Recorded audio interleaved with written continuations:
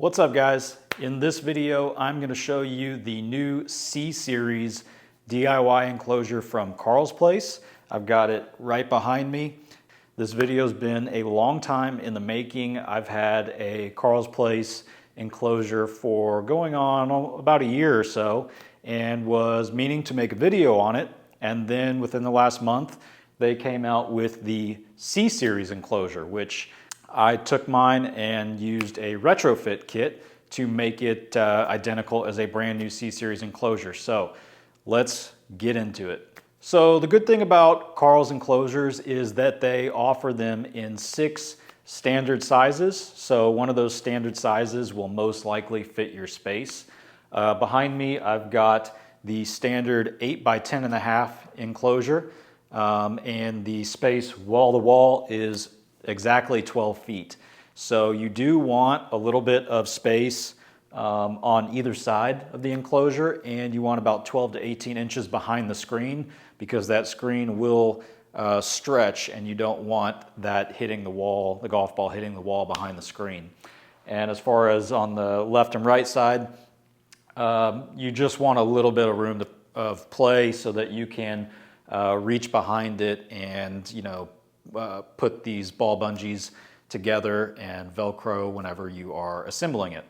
Now, to assemble these enclosures, you first will build the frame out of 1-inch EMT piping, and you are supplied with these pipe connectors just like this, and you slide everything in and then just tighten until it's a snug fit.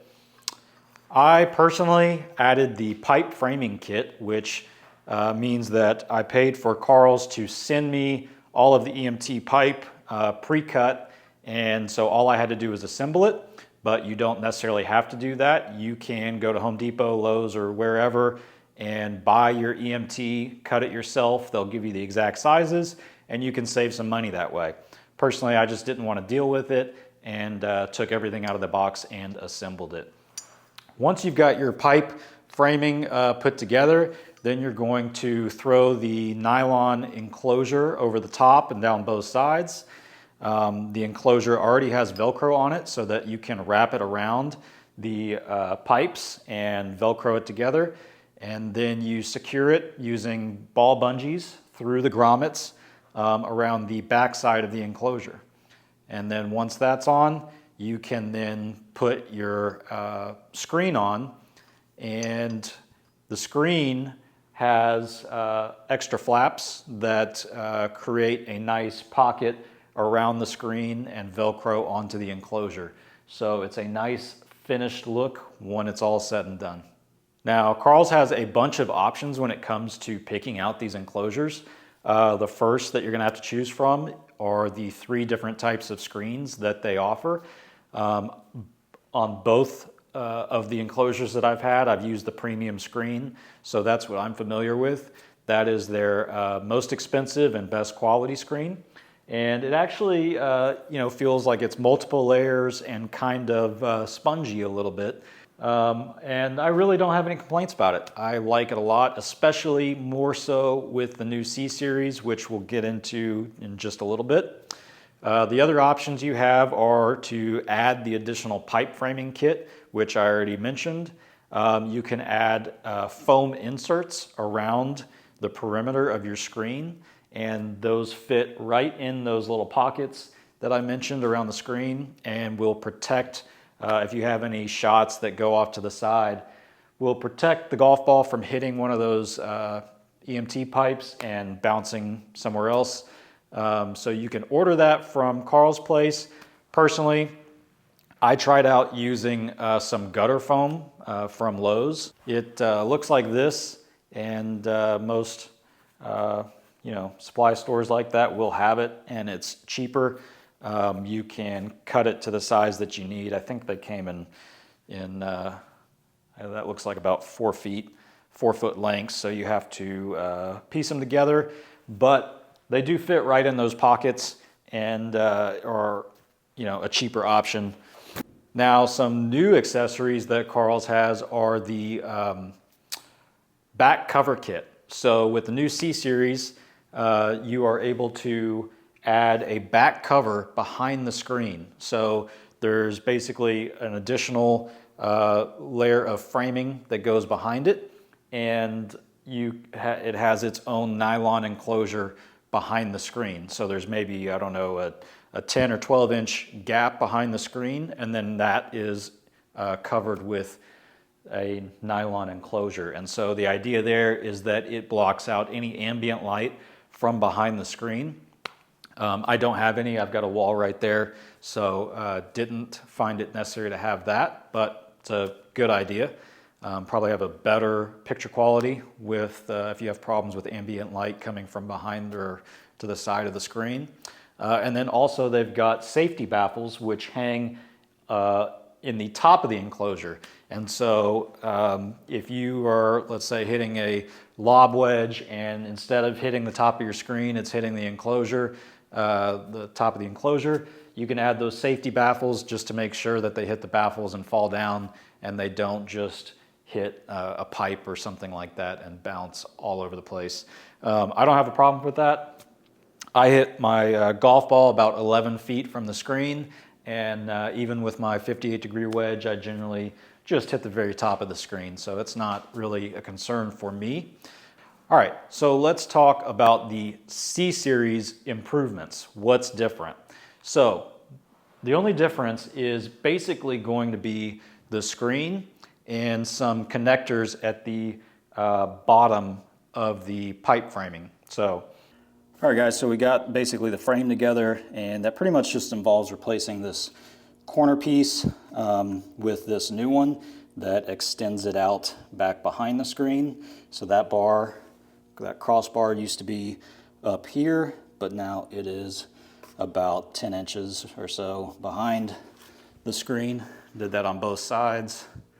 So you're going to replace, if you're doing the retrofit kit, you're going to replace the back connectors on the bottom, and then the screen itself has a cable running through the bottom of it that is already fed through the screen, and you basically just attach those to both sides and tighten the cable, and that's what keeps the screen nice and tight at the bottom and keeps balls from maybe going underneath the screen.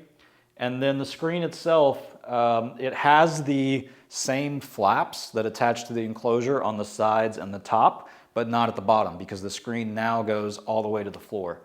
And then at the top, you'll see that there's kind of a black band that's not part of the flap, that's actually even with the screen, and that kind of shifts the visible area from the top of the enclosure down.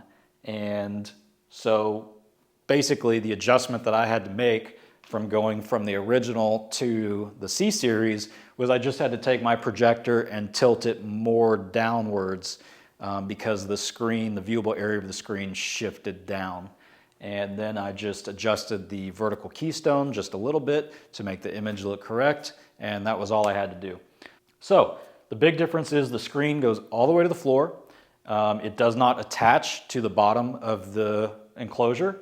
It is just pulled tight with a cable, and then the rest of the screen is attached with releasable zip ties instead of ball bungees.